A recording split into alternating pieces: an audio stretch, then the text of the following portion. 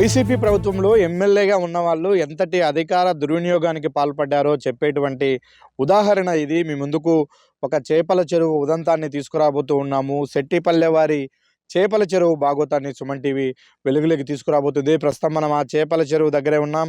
ఒకటి కాదు, రెండు కాదు, ఒక ప్రజాప్రతినిధిగా ఉన్న వ్యక్తి పదుల సంఖ్యలో ఎకరాల ప్రభుత్వ భూమిని తన పేరుతో మార్చుకున్నాడు. పేదల కోసం ప్రభుత్వం ఇచ్చినటువంటి అసైన్మెంట్ భూములు ఇవన్నీ. అసైన్మెంట్ భూమి చట్టం ఏం చెప్తుంది అంటే, కేవలం తమకు జీవనోపాధి లేదు కాబట్టి ఈ ప్రభుత్వ భూములు సాగు చేసుకొని తమ బతుకు తెరువును చూసుకుంటాము అని ఒక దరఖాస్తు చేసుకుంటే ప్రభుత్వం ఇస్తున్నటువంటి భూమి, అది కూడా పేదలకు ఇచ్చేటువంటి భూమి. ఆ పేదలకు ఇచ్చినటువంటి భూములను పేదల నుంచి వీళ్ళు లాగేసుకున్నారు. మరికొన్ని స్వయంగా ప్రభుత్వ భూములను నేరుగా వీళ్ళ పేరుతోనే ఆన్లైన్ చేసుకున్నారు. అలా ఒకటి కాదు, రెండు కాదు, 80 ఎకరాల భూమిని మాజీ ఎమ్మెల్యే శెట్టిపల్లి రఘురామరెడ్డితో పాటు ఆయన కుటుంబ సభ్యుల పేరుతో ఆన్లైన్ చేసుకున్నారు. ఇవన్నీ కూడా ప్రస్తుతం ఇప్పటికీ రెవెన్యూ రికార్డులో వాళ్ళ పేరే ఉంది. వాళ్ళే అధికార దుర్వినియోగానికి పాల్పడి ఏ విధంగా ఆన్లైన్ చేసుకున్నారో కూడా ఇప్పుడు ఆ రికార్డులు చాలా స్పష్టంగా తెలియజేస్తున్నాయి. ప్రస్తుతం మనం ఇదే చేపల చెరువులో ఉన్నాము. ఆయన అక్రమంగా తన పేరుతో ఆన్లైన్ చేసుకున్నటువంటి ఇవే డీకేటీ భూములను చేపల చెరువులుగా మార్చారు. చేపల చెరువుల నుంచి ఏడాదికి లక్షలాది రూపాయల ఆదాయాన్ని మాజీ ఎమ్మెల్యే ఆర్జిస్తూ ఉన్నారు. ఈ దందా ఇప్పటిది కాదు, గత 10 ఏళ్లుగా ఈ వ్యవహారం సాగుతూ ఉంది. ఆయన ఇప్పటికీ అనేక సార్లు ఎమ్మెల్యేగా పనిచేసినటువంటి ఒక ప్రజాప్రతినిధి. తాను తన నియోజకవర్గంలో ఉన్నటువంటి పేదలకు భూములు ఇప్పించడం కోసం ఏర్పాటు చేసే అసైన్మెంట్ కమిటీకి చైర్మన్గా వ్యవహరించే స్థాయి వ్యక్తి ఎమ్మెల్యే అంటే. అలాంటి వ్యక్తి పేదలకు ఇప్పించాల్సినటువంటి భూములను ఏకంగా తన పేరుతోనే ఆన్లైన్ చేసుకొని ఈ విధంగా అడ్డగోలుగా చేపల చెరువులు ఏర్పాటు చేశారు. వీటికి ఎలాంటి అనుమతులు లేవు. చేపల చెరువులు ఏర్పాటు చేసుకోవాలి అంటే ముందుగా పట్టా భూములై ఉండాలి. తర్వాత మత్స్యశాఖ నుంచి ఈ చుట్టుపక్కల ఉన్నటువంటి గ్రామాలకు ఎలాంటి కాలుష్యము, ఇబ్బంది ఉండదు అని పర్మిషన్ తీసుకోవాల్సి ఉంటుంది. అలాగే చేపల చెరువుకు ప్రత్యేకంగా విద్యుత్ కనెక్షన్ను పొందాల్సి ఉంటుంది. కానీ మనము ఇక్కడ చూస్తే ఇవే చేపల చెరువుకు రైతులకు ఇస్తున్నటువంటి ఉచిత విద్యుత్ను అడ్డగోలుగా వాడుకుంటూ ఉన్నారు మాజీ ఎమ్మెల్యే. అంటే ప్రభుత్వానికి ఒక్క రూపాయి కూడా డబ్బులు కట్టకుండా విద్యుత్ను వాడుకోవడంతో పాటు తనవి కాని భూములు, అంటే పూర్తిగా ప్రభుత్వ భూములను వాడుకొని ఒక్కొక్క ఎకరాకు 6 నెలల పాటు 10,000 రూపాయలు కౌలిస్తాము అని ఇక్కడ చేపల చెరువులు సాగు చేస్తున్నటువంటి వ్యక్తులు చెప్తూ ఉన్నారు. అంటే 80 ఎకరాలకు 6 నెలలకు 8 లక్షల రూపాయలు మాజీ ఎమ్మెల్యే శెట్టిపల్లి రఘురామరెడ్డి కుటుంబానికి చెందుతూ ఉంది ఇప్పటికీ లీజు రూపంలో. అంటే ఏడాదికి 16 లక్షల రూపాయలు అక్రమ సంపాదనను పోగేసుకుంటూ ఉన్నారు ఈ చేపల చెరువుల ద్వారా. ఇవి చేపల చెరువులు కాదు, ఇవి రొయ్యలు సాగు చేస్తూ ఉన్నారు. నిజానికి రొయ్యల సాగు అన్నది రాయలసీమ ప్రాంతంలో, ముఖ్యంగా కడప లాంటి ప్రాంతంలో చాలా తక్కువగా ఉంటుంది. కాబట్టి ఇక్కడికినా రొయ్యలను ఉత్పత్తి చేస్తే వాటి డిమాండ్ చాలా బాగుంటుందని ఊహించారో ఏమో. అందుకు అనుగుణంగా ఇక్కడ పక్కనే వెళ్తున్నటువంటి నది ఉంది. ఆ నది ప్రవాహం కారణంగా ఇక్కడ నీళ్లు పుష్కలంగా లభిస్తూ ఉన్నాయి. కాబట్టి ఈ వాటర్ ద్వారా ఇక్కడ రొయ్యల చెరువులు తవ్వితే అనుకూలంగా ఉంటుంది, ఆదాయం వస్తుంది అని భావించినటువంటి ఎమ్మెల్యే ఎలాంటి అనుమతులు లేకుండా ప్రభుత్వం పేదలకు ఇచ్చినటువంటి అసైన్మెంట్ భూములను కొన్ని తన పేరుతో మార్చుకోవడం, మరికొన్ని భూములను నేరుగా తన పేరుతోనే తన కుటుంబ సభ్యుల పేరుతో ఆన్లైన్ చేసుకోవడం, వాటిల్లో ఈ విధంగా చేపల చెరువును ఏర్పాటు చేసి భీమవరం వాసులకు రెంట్కిచ్చారు, లీజుకిచ్చారు. భీమవరానికి చెందినటువంటి వారు ఇక్కడ చేపల చెరువులు సాగు చేస్తూ ఏడాదికి 16 లక్షల రూపాయలు మొన్నటి వరకు ఎమ్మెల్యేగా, మైదుకూరు ఎమ్మెల్యేగా ఉండి ఇప్పుడు మాజీ ఎమ్మెల్యేగా ఉన్నటువంటి శెట్టిపల్లి రఘురామరెడ్డి కుటుంబానికి కౌలు చెల్లిస్తున్నాము అని వాళ్ళు ఆఫ్ ది రికార్డు సుమన్ టీవీతో చెప్పారు. ప్రస్తుతం ఉన్న ఎమ్మెల్యే సుధాకర్ యాదవ్కు అలాగే మాజీ ఎమ్మెల్యేకి మధ్య మాటల యుద్ధం జరుగుతుంది. ఆ మాటల సందర్భంగా శెట్టిపల్లి వారి చేపల చెరువుల భాగోతం వెలుగులోకి వచ్చింది. అయితే సుమన్ టీవీ గ్రౌండ్ లెవెల్కి వెళ్ళి అక్కడ ఎలాంటి అక్రమాలు జరుగుతున్నాయి, 80 ఎకరాల్లో ఏ విధంగా అనుమతులు లేకుండా రొయ్యల చెరువులు సాగు చేస్తున్నారు అని ప్రజలకు వివరించే ప్రయత్నం చేయబోతుంది. అందుకే ఈ స్పాట్లేకే మనం వచ్చాము. ఈ రొయ్యల చెరువు మధ్యలో నుంచే ఇక్కడ జరిగిన భాగోతాన్ని మొత్తాన్ని ప్రజలకు తెలియజెప్పే ప్రయత్నం చేస్తూ ఉన్నాము.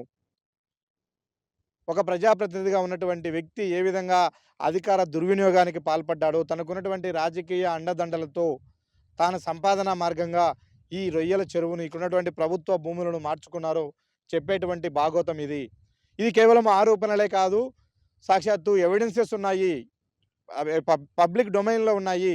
ఈరోజు కూడా ఆన్లైన్లో సర్వే నెంబర్లు కొడితే చాపాడు మండలం కొచ్చుపాప రెవెన్యూ పొలం ఖాతా నెంబర్ 302, 303, 4లో పదుల సంఖ్యలో భూములు మాజీ ఎమ్మెల్యే శెట్టిపల్లి రఘురామరెడ్డి కుటుంబ సభ్యుల పేరుతో ఉన్నాయి.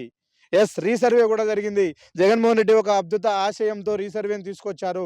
ఎక్కడ భూ వివాదాలు ఉండకూడదు. ఎక్కడైనా ప్రభుత్వ భూములను ఆక్రమించింటే వాటిని స్వాధీనం చేసుకోవాలి. భూ రికార్డులు ప్రక్షాళన చేసి స్వచ్ఛమైన భూ రికార్డులను తయారు చేయాలనే ఆశయంతో పెట్టినటువంటి రీసర్వేను కూడా అప్పటి ఎమ్మెల్యే తనకు అనుకూలంగా మార్చుకున్నాడు. రీసర్వేలో కూడా ఇవి ఎమ్మెల్యే గారి భూములే, ఇవి శెట్టిపల్లి రఘురామరెడ్డి కుటుంబ సభ్యుల భూములే అంటూ ఆన్లైన్ చేశారు. ఆన్లైన్‌లో ప్రభుత్వ భూమి అనే ఉంది ఇప్పటికీ. డీకేటీ భూముల కిందే ఉన్నాయి. ఇందులో చేపల చెరువు సాగు చేస్తున్నారు అని కూడా మెన్షన్ చేశారు. ఇవన్నీ ఆన్ రికార్డు ఉన్నటువంటి ఆధారాలు. అయితే కూటమి ప్రభుత్వం వచ్చి 2 ఏళ్ళు కాలం గడుస్తుంది. అయితే ఇప్పుడే దీనిపైన దృష్టి సాధించాల్సిన అవసరం ఎందుకొచ్చింది అన్న ఒక ప్రశ్న కూడా వినిపిస్తుంది.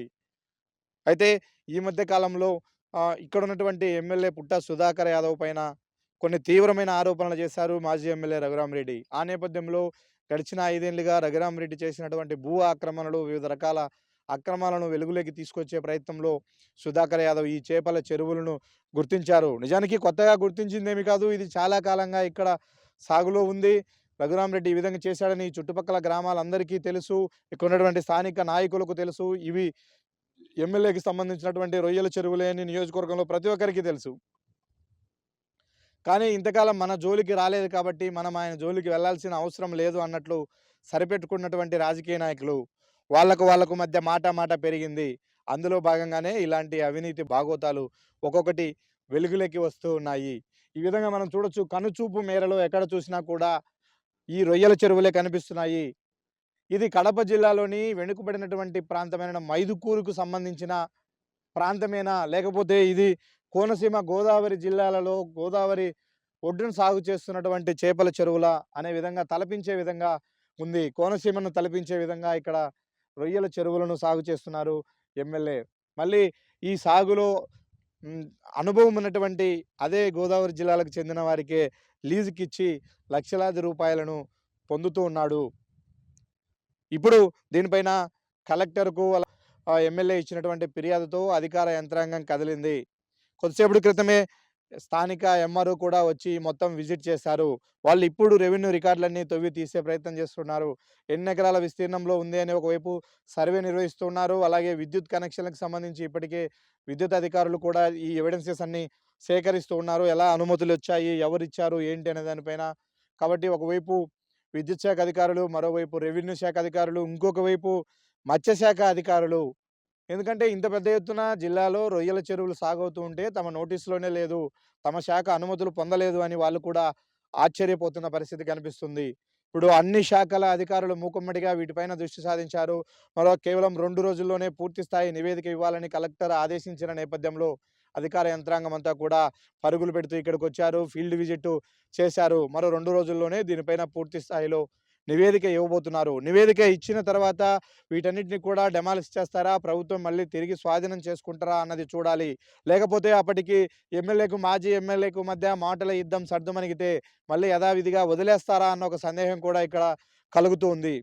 ఏది ఏమైనప్పటికీ ఒక ప్రజాప్రతినిధిగా ఉండి అధికార దుర్వినియోగానికి పాల్పడి ఈ విధంగా అక్రమాలకు పాల్పడినటువంటి రఘురామరెడ్డి కుటుంబ సభ్యులపైన చర్యలు తీసుకోవాలి. ఇక్కడ పేదలకు ఇచ్చినటువంటి భూములను తిరిగి పేదలకే ఇవ్వడమా? లేకపోతే పీఓటీ యాక్ట్ కింద ప్రభుత్వం స్వాధీనం చేసుకోవడమా? ఈ 2 మార్గాలే కనిపిస్తున్నాయి. దీనిపైన ఫర్దర్‌గా ఎలాంటి చర్యలు తీసుకుంటారన్నది చూడాలి.